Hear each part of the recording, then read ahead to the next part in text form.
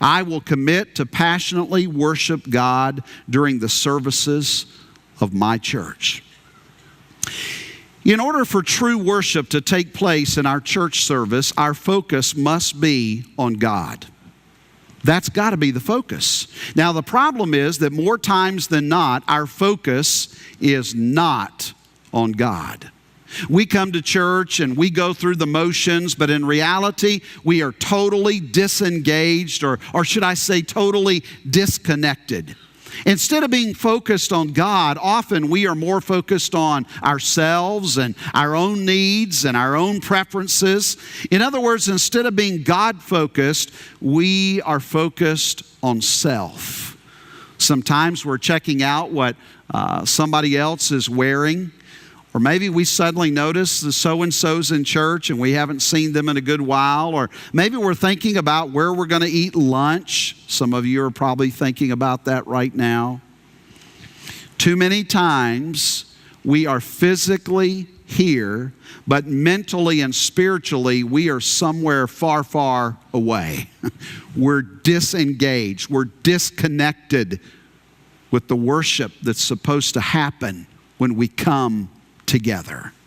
Jesus says in John chapter 4 and verse 23, "But the hour cometh, and now is, when the true worshipers shall worship the Father in spirit and in truth, for the Father seeketh such to worship Him."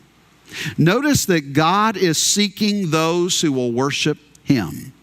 God wants us to worship Him. Doesn't it make sense to give God what He wants? After all, He's the one who created us. The question is, have you given God what He wants this morning? Have you come to church and have you just gone through the motions and you've not truly, passionately worshiped God, the one who created you, the one who redeemed you with the precious blood of His Son, Jesus Christ? Worship is a choice. Worship is a choice.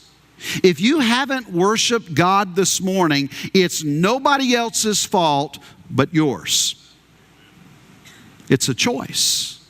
God created us to worship Him, but He wants us to consciously choose to worship Him. Worship is giving God what is rightfully His and nothing less. Worship is recognizing God as God. Worship is celebrating who He is and what He has done in our lives. Worship is ascribing worth and value and preeminence to the one who deserves all the glory. Now back to my commitment statement.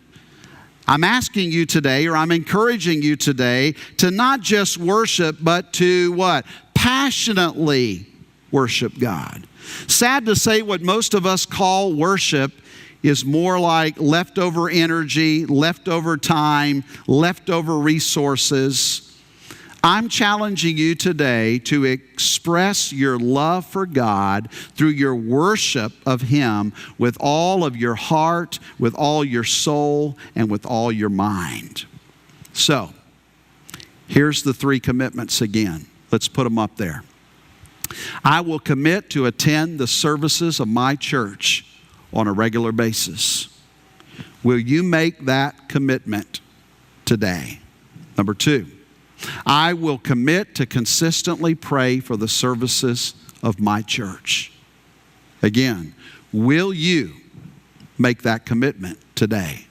Number 3, I will commit to passionately worship God during the services of my church. Again, will you make that commitment today? You say, I don't want to. We're talking about how to go from an I want church member to an I will. I'm not asking you today what you want to do or want not to do. I'm asking you to commit, to make a personal decision with determination and say, not I could, I can, I would, I should, but instead we're going to say, I will. I will.